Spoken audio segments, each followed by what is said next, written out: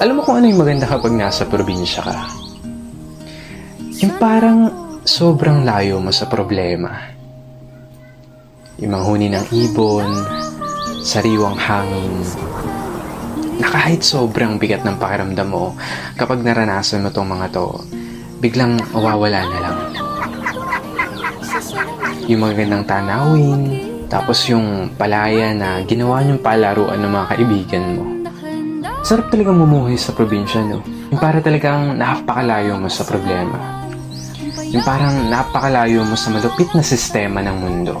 Na kapag nasa probinsya ka, mararamdaman mo talaga yung halaga ng sarili mo kesa sa iba.